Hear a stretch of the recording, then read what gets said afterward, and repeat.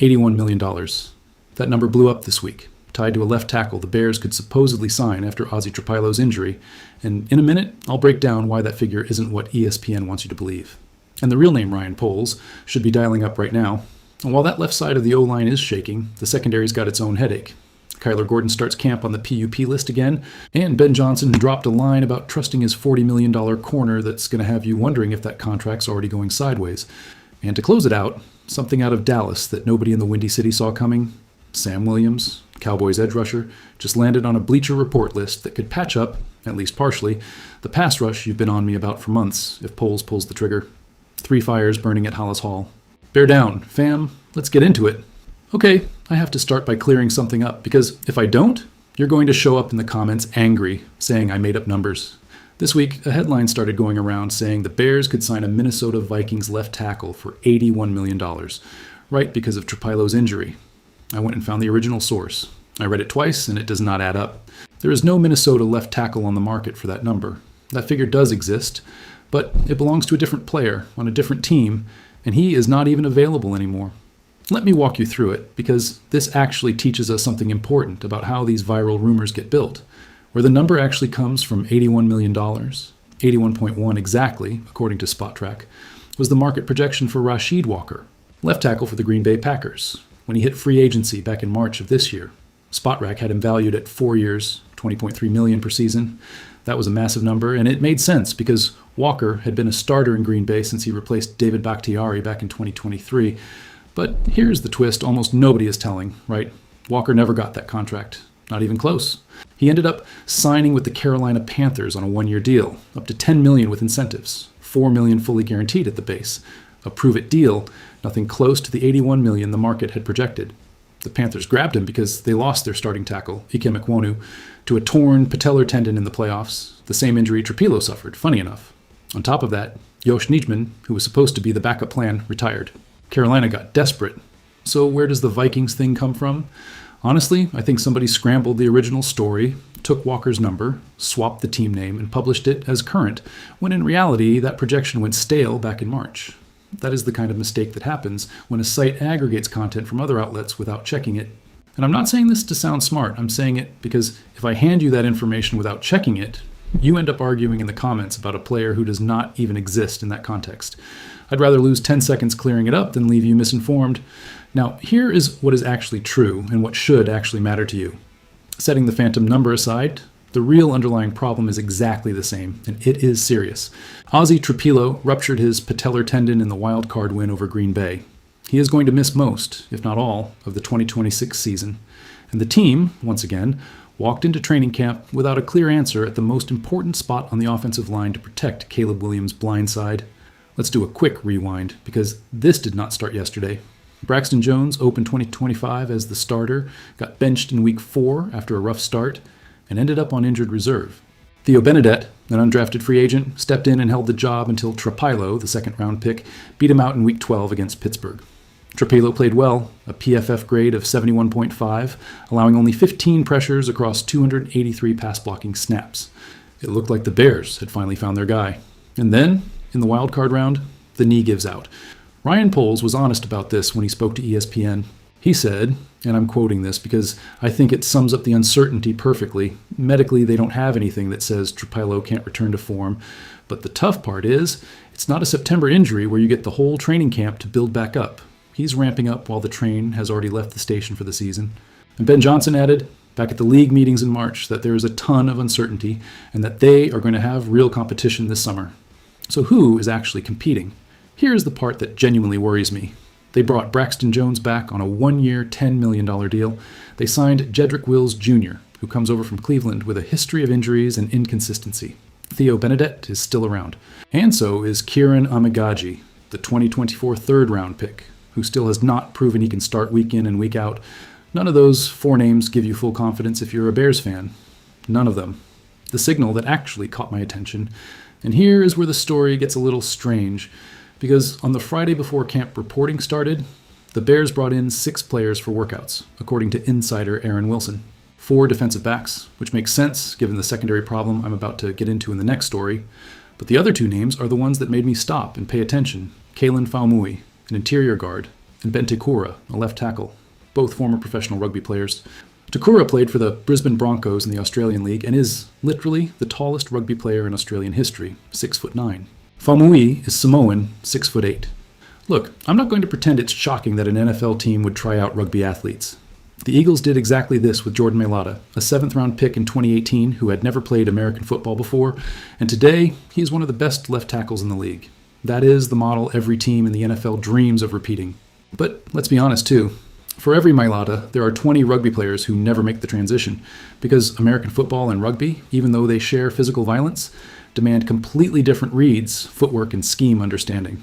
So what does it mean that the Bears are casting this wide a net all the way down to trying out rugby players days before camp opens? To me, it means one thing clearly.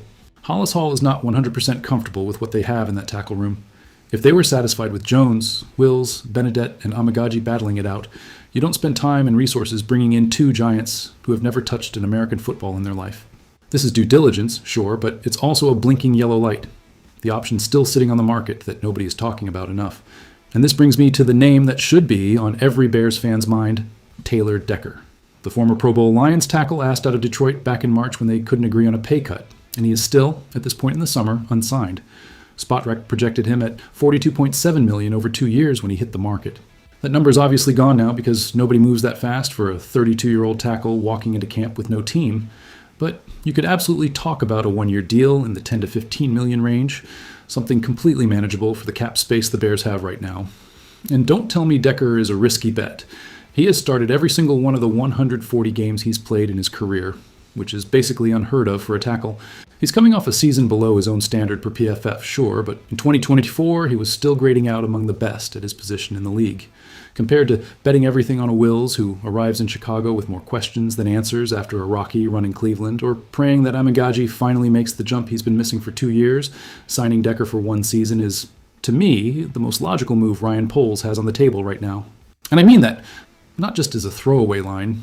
If this team genuinely believes it can compete for a Super Bowl, it makes no sense to pass on a tackle with 140 straight career starts, who is literally sitting by the phone.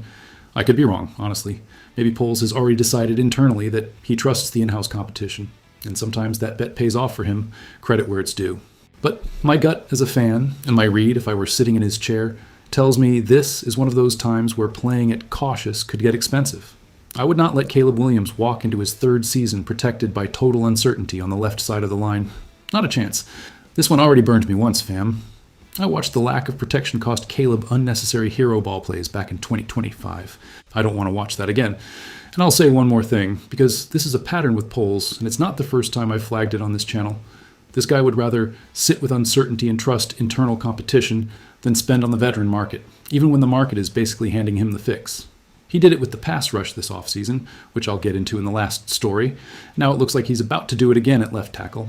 Sometimes that philosophy works out for him, but when the price of fixing it is a 1-year deal worth 10 or 15 million, and what's on the line is your franchise quarterback's health, waiting does not add up to me. Okay, deep breath, because this one hits a different nerve. On Saturday, when rookies and quarterbacks reported to Hollis Hall, the team released its list of players opening camp on the physically unable to perform list, the PUP. And there, again, was KYLER Gordon's name. Let's put this in real context without exaggerating it, but without brushing it off either. Gordon signed a 3-year, $40 million extension last season, becoming the highest paid slot corner in the league. And ever since he signed that deal, his body has not held up. In 2025, he played just 5 games between the regular season and the playoffs, dealing with hamstring, groin, and calf injuries.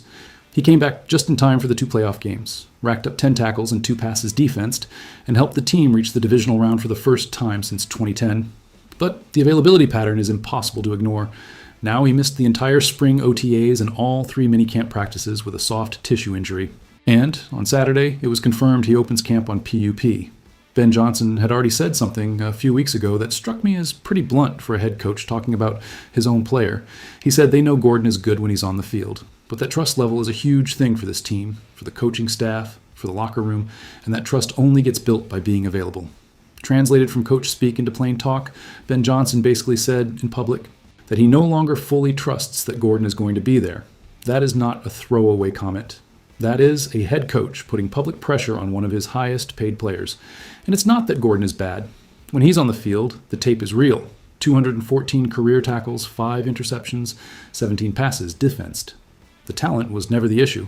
The issue is that a player who is supposed to be the trusted piece in the slot cannot keep showing up on the injury list every spring and every summer.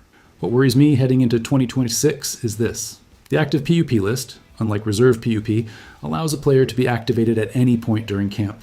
So technically Gordon could be practicing next week, but the pattern from the last 2 years tells me to take that with a grain of salt. It would not be the first time a "we're going to monitor him in July" turns into a "he missed 4 weeks in October." Along with Gordon, the team placed Shamar Turner, who tore his ACL midway through last season, Noah Sewell, recovering from an Achilles tear, rookie linebacker Keyshawn Elliott, and as I already told you, Trapilo, all on that same PUP list. TJ. Edwards landed on the non-football injury list, the NFI, for what Ian Rappaport described as a minor muscle strain, something that should clear up quickly. That's relatively good news, because Edwards is coming off a broken fibula from the wild card win over Green Bay, and the last thing this team needs is to lose its $20 million linebacker to a completely different injury right as summer starts. Turner and Sewell, per the reports, could return at some point during camp or the preseason. Trapilo, as we already established, will not. And Gordon is the real question mark of this whole group because, unlike everyone else's structural injuries, his is a recurring soft tissue pattern that has now hit him 2 summers in a row. And here's something you might not want to hear. To me, that $40 million contract is starting to smell bad. I'm not saying it was a bad decision at the time, because when Poles gave it to him, Gordon was playing at an elite level. But when you pay a guy like the best in the league at his position, and that guy gives you 5 games a year, this stops being bad luck and starts being a pattern you need to plan around instead of hoping it fixes itself. I hope I'm wrong on this one. My honest read, the Bears defense led the league in takeaways last year, 33 of them, but it genuinely struggled to pressure the quarterback and stop the run. If on top of that, they lose weeks of their highest paid nickel corner again, the entire secondary takes the hit because Jalen Johnson cannot cover 2 spots at once. And here's my prediction. Hold me to it. If Gordon misses another long stretch in 2026, this is going to be the last year the Bears carry him as their long-term nickel corner without at least testing the trade market next offseason. Nobody wants to talk about moving a player with that much talent, I get it, but $40 million guaranteed to a guy who gives you 5 games a year is not sustainable, not even for the best front office in the league. And to close things out, let's talk about the topic you all won't let me forget. In every single video, the Bears' pass rush is still unsolved. And this week, a new name showed up in the conversation, coming from a place I did not expect, Dallas. Christopher Knox of Bleacher Report published a list of players who need a change of scenery before this season, and he put Sam Williams, the Cowboys' edge rusher, on it. Knox argued that Williams, who had 8.5 sacks across his first 2 seasons before tearing his ACL in 2024, has flashed real promise, and that landing with a team that has questionable depth at edge would give him a better shot at reaching that ceiling than staying buried in Dallas's rotation. Let's get into the real numbers, because a flash of potential alone is not enough. After missing all of 2024 with the injury, Williams came back in 2025 and played all 17 games with 37 tackles, 7 of them for loss, 4 quarterback hits, 2 passes defensed, 1 forced fumble, and just 1 sack. Pro Football Focus gave him a grade of 57.5, ranking him 93 out of 115 qualifying edge rushers in the league last year. That is not an impact player. That is a depth player who is still rebuilding his explosiveness after a serious injury, and I have to be straight with you here because this doesn't excite me as much as it probably should. Sam Williams does not fix the Bears' pass rush problem. Not even close. He is, at best, a low-risk, cheap flyer to add depth and see if the raw athleticism he showed before the injury, 8 sacks combined across his first 2 seasons, is still in there somewhere. What does make this move attractive is the price. Williams is in the final year of his rookie contract with Dallas, 1 year, $2.5 million, completely manageable for the Bears cap. And per the report, acquiring him in a trade would only cost a day 3 pick. That is basically free in today's NFL market, where any edge rusher with a shred of upside costs an arm and a leg. I've been saying this for months now, and I'll say it again because it needs to be said. Ryan Poles had a real chance to invest in an impact edge rusher this offseason, whether through a trade for Max Crosby, which ended up being impossible on cost, or through free agency, and he did not do it. Not one single outside addition at the position. The entire bet is riding on Austin Booker, who the organization still believes can take the leap, and Dayo Odeyingbo, the wild card who needs to answer after just 1 sack in 8 games last season. That is the pattern this channel has been flagging since last year.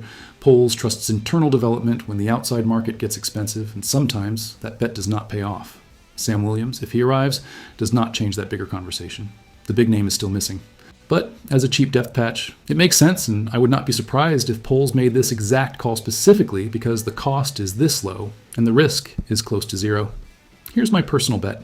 If the pass rush opens the season as flat as it ended 2025, I would not be shocked at all if Poles goes back to knocking on Las Vegas's door for Max Crosby at the October trade deadline, even if they rule it out on cost right now. Teams that genuinely want to compete for a Super Bowl end up paying the expensive price once they've already proven the cheap version doesn't cut it. I hope I'm wrong and Booker or Odiengbo wake up before October gets here, because the other option costs this roster a lot more. Alright, fam, that's everything for today. And look, I want to be clear about the thread connecting all three stories, because it is not a coincidence. This team is walking into camp with real questions in 2 of the 3 units that need to be solid to compete in January. The offensive line has a massive hole on the left side that not even the desperation of trying out rugby players has solved yet. The secondary depends on a player who cannot stay healthy 2 summers in a row. And the pass rush remains, to me, the unsolved problem of Ryan Poles' entire offseason. Does that mean I don't trust this team? Not at all. Caleb Williams keeps growing, Ben Johnson keeps proving he knows how to design an offense, and this defense forced 33 takeaways last year. But the difference between fighting for the NFC North and fighting for the Super Bowl almost always lives in the details nobody wants to fix until it's too late. And right now, on the offensive line and at pass rush, there are still too many details left unfixed. And about that $81 million rumor, now you know the truth. There's no Minnesota tackle waiting on a call from Chicago. What there is a real market, with Taylor Decker still sitting out there and a GM who has to decide in the next few days whether he's comfortable with what he has or whether he moves one more piece before preseason games kick off. Here's my prediction, and hold me to it if I'm wrong. If Braxton Jones or Jedrick Wills has one bad week in the preseason, Poles calls Decker before August is over. If both of them hold up decently through the first scrimmages, the Bears stick with what they have and hope for the best. But I don't think this front office lets a tackle with 140 career starts sit on the open market for free without at least making the call. If you want a grade for this whole offseason, I'd give it a 7 out of 10 right now. Poles got most of the big decisions right, but he left 2 holes open, left tackle and pass rush, that a team talking Super Bowl cannot afford to keep patching with hope as plan A. I hope training camp changes my mind. Bear down, always. If this video helped you out, hit the like, subscribe, and tell me down below, would you sign Decker right now? Or do you trust Jones, Wills, Benedict, or Emagaji to sort this out in camp? I'm reading every single one of your comments. See you in the next one.